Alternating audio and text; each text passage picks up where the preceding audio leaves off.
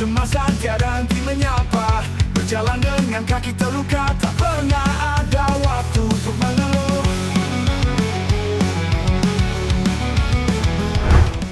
Diprediksi bisa menang mudah atas Laos, namun nyatanya para pemain timnas Indonesia justru tampil serba salah. Entah itu salah passing atau salah koordinasi. Pokoknya di laga ini penampilan tim Garuda beneran drop. Hal yang kemudian membuat Rafael Struyck beneran merasa frustasi. Termasuk mungkin Marcelino yang sayangnya harus mendapatkan red card yang tak penting. Ya, melihat realita yang ada seolah kembali membuka fakta kalau kualitas pemain diaspora emang lebih bagus, terutama dari sisi teknik dasar serta visi bermain. Nah, di sisi lain, ada pemandangan menarik tak kalah Bung Toel kesayangan kita semua nonton langsung ke Manahan. Dan tampak di dekat beliau juga ada Pak Erik yang datang langsung. Mungkin aja melihat sikon yang ada, Pak Erik ingin menunjukkan kalau kualitas pemain didikan lokal ya kebanyakan masih jauh di bawah rata-rata. Mungkin aja nih Bung Toel beneran ditoel kali ya sama Pak Erik gara-gara beragam komentar kontroversial yang beliau lontarkan. Menuju jalan tak berujung ini, hati menuju perjuangan jangan berbatas, menolak segala duka dan nestapa, takkan mundur meski terjatuh. Timnas Indonesia harus puas berbagi skor 3-3 melawan Laos, sebuah hasil yang bisa dibilang sangat merugikan. Karena sejatinya inilah kesempatan emas bagi Garuda untuk mendulang kemenangan plus banyak gol. Ya, mungkin semua itu bisa terjadi andai Indonesia tampil dengan kekuatan terbaik. Namun faktanya, pemain U22 yang ditampilkan memang belum sekuat itu. Dan gol-gol yang tercipta ke gawang Indonesia benar-benar murni terjadi karena kesalahan dasar di lini belakang. Selain itu, lini tengah memang menjadi masalah besar bagi timnas di AFF kali ini. Ketiadaan gelandang berkualitas sungguh membuat aliran bola seret dan itu adalah konsekuensi yang mesti dibayar karena tampil dengan skuad U22 ini. Ribuan rintangan menghadang, tetap melangkah meski tersuk, darah dan keringat menjadi saksi. Setiap ada mimpi yang ku bawa, menuju jalan tak berujung ini, hati menuju jalannya.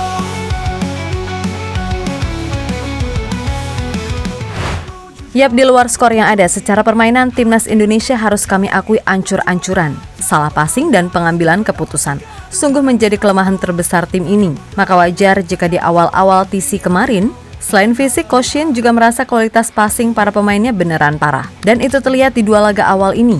Tak kalah lini tengah yang seharusnya punya peran penting, malah terlihat macam ayam tanpa kepala. Hal yang kemudian memaksa Marcelino banyak turun ke bawah. Padahal semua tahu kualitas Marcel ini bisa on form kalau ia main di sepertiga akhir pertahanan lawan.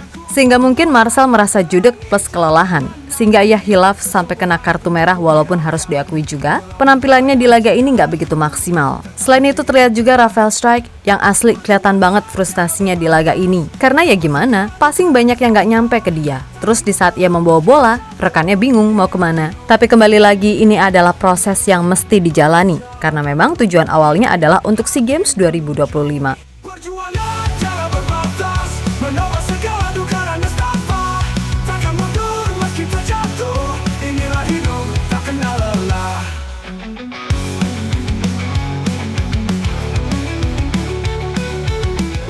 Sementara itu ada pemandangan menarik ketika Bung Toel tampak hadir di sebelah Pak Erik di Stadion Manahan Solo. Nah, mungkin aja setelah melihat pertandingan, Pak Erik mentoel Bung Toel sembari berkata, "Sekarang tahu kan bedanya?" Tentu bukan apa-apa, karena selama ini semua tahu kalau Bung Toel sering banget bikin kontroversi lewat statementnya.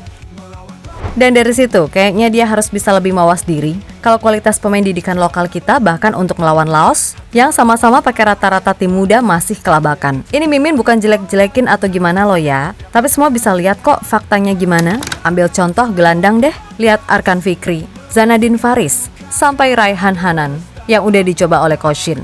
Mulai dari passing, kontrol, pengambilan keputusan, visi bermain mereka, semuanya masih kalah jauh sama Ivar Jenner. Padahal dari sisi usia nggak jauh beda loh. Dan ingat, Ivar itu mainnya cuma di divisi 2 Belanda, tapi udah bisa bersaing dengan gelandang-gelandang hebat di Asia. Yang mana itu membuktikan kalau memang didikan Eropa, walaupun kastanya rendah, tetap lebih unggul dari pemain di kasta tertinggi sepak bola Indonesia. Ini fakta ya, intinya para pemain yang ada emang harus bekerja keras kalau ingin tembus ke timnas senior yang utama. Karena biar gimana pun, Coach Shin juga menjadikan AFF ini sebagai ajang untuk melihat mana pemain yang benar-benar berpotensi. Dan walaupun ini levelnya cuma AFF, tapi kalau yang dilawan adalah pemain senior, pasti tetap beda. Terbuktikan, sekelas Laos pun bisa menghukum kita apabila melakukan kesalahan sekecil apapun. Terlebih gol-gol Indonesia di 2 laga terakhir lahir dari situasi bola-bola mati, terutama lemparan ke dalam Arhan. Yang mana artinya, tim ini belum benar-benar tune in untuk bisa mencetak gol dari skema open play.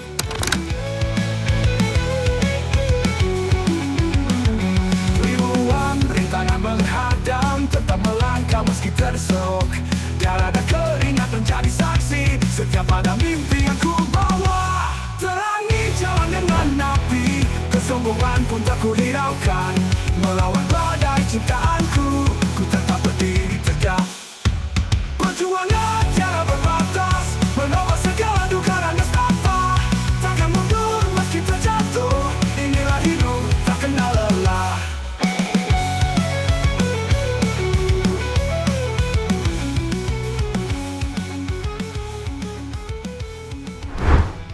Yap, terlepas dari apapun, semoga saja ini bisa jadi pelajaran buat semua pemain. Termaksud Marcelino yang harus lebih bisa mengendalikan emosinya. Frustasi boleh, tapi jangan sampai membuat sesuatu yang bisa merugikan tim. Lalu buat para netizen, kritik sewajarnya aja, nggak usah sampai hujat-hujat segala. Lagian berharap apa sih kalian sama pemain U22 yang ibaratnya baru aja kemarin kebentuk? Kecuali kalau yang main itu Tom Haye dan kawan-kawan, lalu kelabakan melawan Laos, nah itu baru boleh dikritik keras. Terus jika ada yang nyalahin taktik Koshin, woi, mendingan lihat dulu deh. Mau pelatihnya Jurgen Klopp, Pep Guardiola, sampai Roberto Hongo yang sukses jadiin Tsubasa pemain terbaik dunia.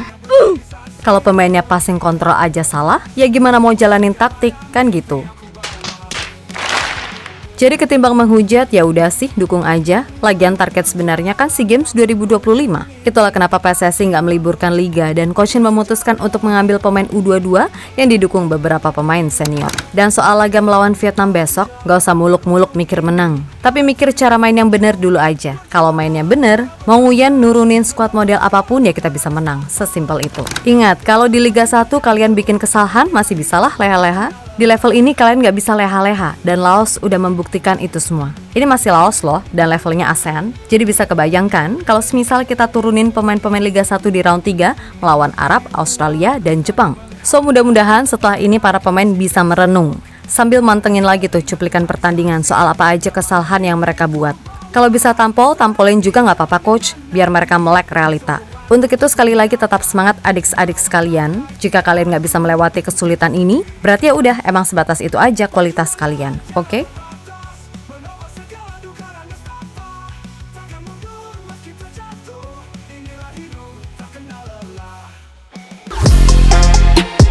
Halo, izin iklan sebentar ya guys. Jadikan ruangmu bernuansa timnas. Temukan beragam poster dinding, sepak bola dan timnas dengan desain menawan, kualitas premium dan harga yang tidak akan menguras kantong. Segera klik link Shopee di deskripsi video ini dan dukung timnas dengan sepenuh hati. Mulai dari dinding rumahmu.